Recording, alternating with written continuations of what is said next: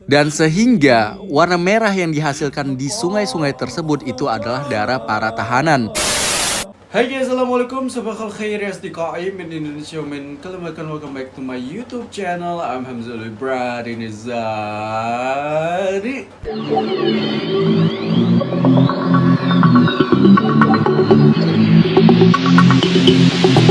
Ya guys, kembali lagi ke konten premium Ali Hamzah. Di mana lagi kalau bukan di YouTube channel Ali Hamzah? Karena cuma di sini Ali Hamzah kontennya niat banget. Ya guys, seperti biasa, gimana kabar kalian? Semoga kita semua sehat selalu. Semoga kita dilimpahkan rezeki sama Allah Subhanahu Wa Taala. Amin ya robbal alamin. Ya guys, welcome back again to my YouTube channel. Kali ini kita bakal membahas sesuatu yang bisa dibilang trending. Nah, tapi kali ini trendingnya nggak dari negara kita, tapi dari negara luar, spesially Timur Tengah, yaitu Syria. Nah, jadi belakangan ini berseliweran video-video di FYP aku yang kayak ya, ada orang yang di penjara terus tiba-tiba kayak sungai gitu jadi merah gitu kan, ada yang bilang kalau itu adalah darah. Ya, you know lah yang seperti itu. Nah, setelah aku lihat dari kolom komentar itu rata-rata yang komen orang Arab semua, nggak ada orang Indonesia. Jadi aku tertarik untuk membahas kasus ini. Dan sebelumnya juga belum ada dari kalian yang notice, tapi setelah aku mau bikin video ini tadi ada juga yang nge-tag aku untuk membahas ini kayak, "Bang, bahas ini bang, cepat," katanya gitu. Oke guys, aku udah coba cari tahu semua tentang kejadian ini. Berisik banget itu burung, siapa lagi berisik.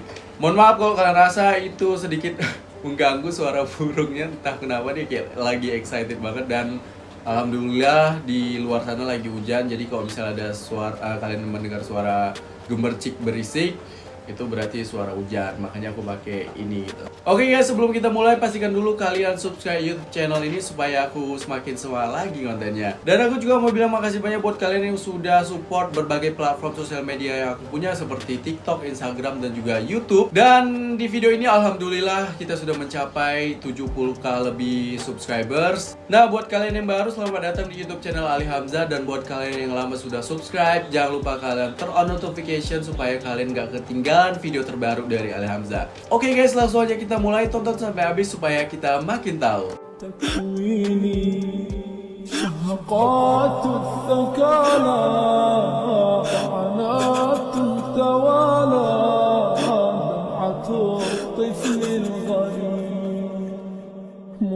Nah, setelah kalian melihat video itu, kalian mungkin berpikiran kayak, ini kenapa nih, kok ngeri banget, kok serem banget gitu.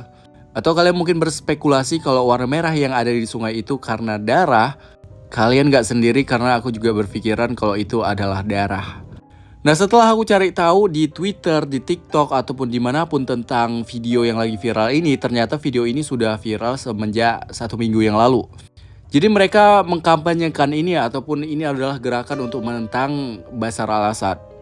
Nah, dugaan yang pertama seperti yang kalian lihat sendiri dari video yang tadi. Pertama, mereka menampilkan kayak prisoner atau kayak orang-orang yang di dalam penjara.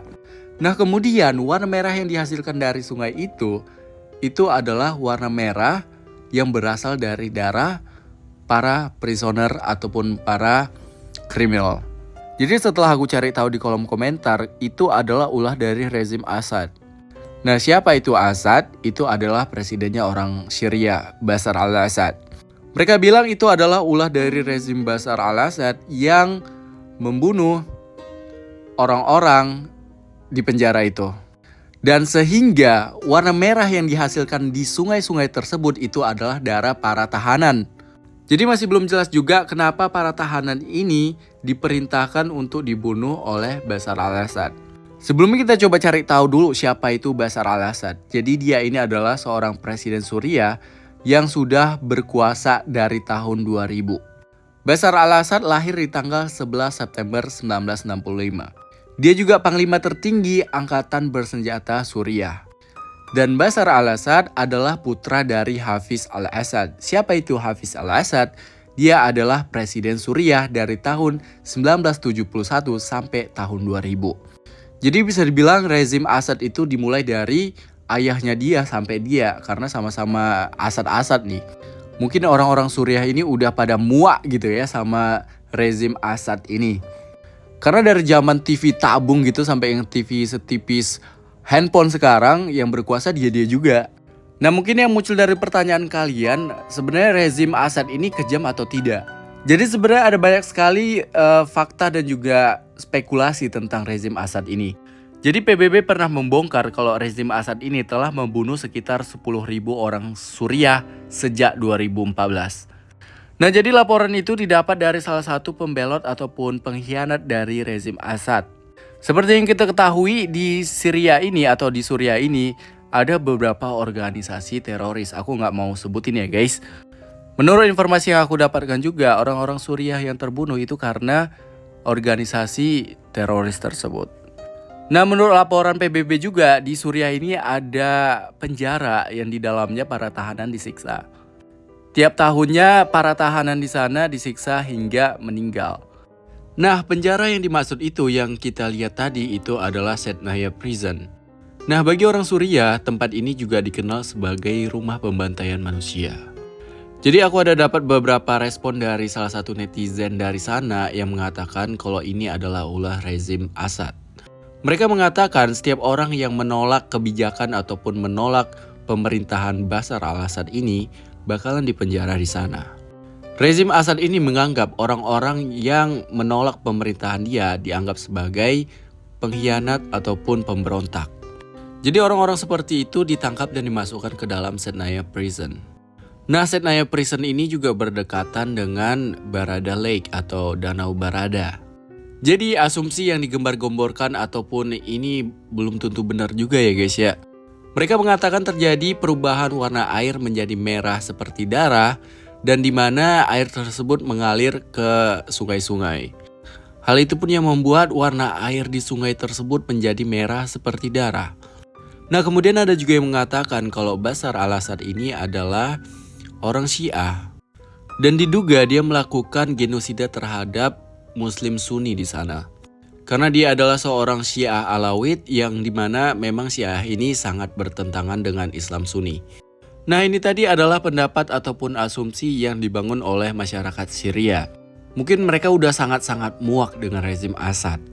Karena Bashar al-Assad ini juga dikenal sebagai pemimpin yang diktator. Ya nggak jauh beda lah dengan Korea Utara tapi nggak seburuk Korea Utara juga. Jadi intinya kayak rezim Assad ini seperti dinasti yang secara terus-menerus mereka yang memimpin. Dan warga di sana juga nggak bisa ngapa-ngapain selain mengikuti apa yang dimaui oleh Bashar al-Assad. Nah, jadi bukan tanpa alasan kenapa orang Suriah ini percaya kalau sungai yang berubah warna yang menjadi merah itu adalah darah, karena sebelumnya pernah terjadi juga hal yang similar. Nah, jadi dulu di Syria juga pernah terjadi tragedi perang saudara. Di mana dari kejadian tersebut, ya salah satu air mancur berubah warnanya menjadi merah dan itu adalah darah manusia. Nah, kemudian ini ada pendapat lain kenapa air di sungai tersebut berubah menjadi warna merah dan ini lebih masuk akal guys. Nah, jadi ini pendapat ini lebih ilmiah guys. Jadi kenapa air tersebut berubah menjadi warna merah itu karena warna dari tanah katanya. Dikarenakan hujan yang sangat lebat di Damaskus akhir-akhir ini membuat warna sungai tersebut menjadi merah. Dan ada juga yang mengatakan kalau fenomena ini adalah fenomena yang wajar. Kalaupun bukan karena tanah, warna air tersebut bisa berubah menjadi merah itu karena alga katanya. Dikarenakan alga yang sudah mati yang dihujani dengan air sehingga membuat air tersebut berubah menjadi warna merah. Dan ada juga yang mengatakan kalau hal ini bisa terjadi karena ada kandungan minyak di air tersebut. Hal ini pernah terjadi di beberapa negara lain di mana sungai mereka berubah menjadi merah darah dikarenakan tercemar. Sungai tersebut tercemar di mana sungai tersebut mengandung bahan-bahan kimia termasuk minyak dan menyebabkan warna dari air tersebut berubah menjadi merah seperti darah. Dan pendapat lainnya yang lebih masuk akal dan ini adalah pendapat para ahli. Para ahli mengatakan hal ini bisa aja terjadi jika tanah tersebut mengandung kandungan besi. Hal ini bisa terjadi secara natural merubah warna air tersebut menjadi warna merah darah. Dan kemungkinan yang terakhir adalah hal ini bisa terjadi karena kebocoran bahan kimia. Nah, jadi sekarang kalianlah yang memutuskan kalian mau percaya yang mana. Nah, kalau aku pribadi ya bisa dibilang aku lebih percaya kalau ini adalah fenomena alam. Gue ngerasa kayak ada rekayasa picture atau rekayasa gambar di sini. Jadi kayak mungkin warna sungainya warna coklat yang kemerah-merahan, tapi karena diedit lebih merah lagi, dinaikin saturasi ataupun hue-nya, Jadi bisa berubah menjadi warna seperti warna merah darah. Ya guys, jadi seperti itulah pembahasan kita kali ini. Jadi konklusinya adalah kembali lagi ke diri kita. Kalau kita percaya dengan yang pendapat A, silahkan. Kalau kalian percaya dengan pendapat B, silahkan. Kalau kalian percaya dengan pendapat C juga silahkan. Tapi yang jelas dari segi kemanusiaan, kita doain aja lah yang terbaik buat siapapun dan apapun bangsanya di dunia ini. Semoga mereka terhindar dari bencana, termasuk negara kita. Amin ya robbal alamin. Soalnya di Timur Tengah ini guys, memang sering banget terjadi konflik. Konflik itu nggak hanya terjadi antar negara gitu, bahkan sesama suku ataupun bangsa juga sering terjadi. Seperti yang kita ketahui, seringkali terjadi peperangan saudara di sana. Penyebabnya juga berbagai macam, nggak hanya dari kelompok-kelompok tertentu atau individu tertentu, tetapi juga dari pengaruh luar nih. Contohnya kayak yang seperti ya you know lah, seperti ya Mama Rika lah kita bilang. Nanti gue bilang negaranya kena suspend pula akun aku. Tapi memang setelah negara barat ini selalu ikut campur tentang politik yang ada di Middle East atau Timur Tengah, itu kayak Middle East selalu hancur gitu. Dan gue juga masih bingung kenapa kayak ada orang-orang tertentu yang di negara Middle East itu masih aja support yang orang barat itulah. Dan salah satu alasan kenapa terjadi perang saudara itu salah satunya ya karena dipanas-panasi, dikompor-komporin sama pengaruh luar. Jadi kalau misalnya kita lebih gampang mengertinya itu kayak di negara kita sendirilah, seperti yang terjadi di Papua gitu. Orang-orang Papua ini dikompor-komporin sama pengaruh asing yang berencana untuk memerdekakan Papua gitu lewat OPM atau segala macam gitu. Ya kita doain aja lah semoga negara kita gak ada perpecahan ataupun konflik antara suku dan bangsa ya. Ya udah guys, itu aja dari pembahasan kita. Makasih banyak buat kalian yang sudah nonton video ini sampai habis. Makasih juga buat kalian yang sudah dukung terus channel ini dengan cara kalian subscribe, like, comment, and share. So thank you so much. Sampai jumpa di next video. Ciao, adios, ma'asalamah, bye bye.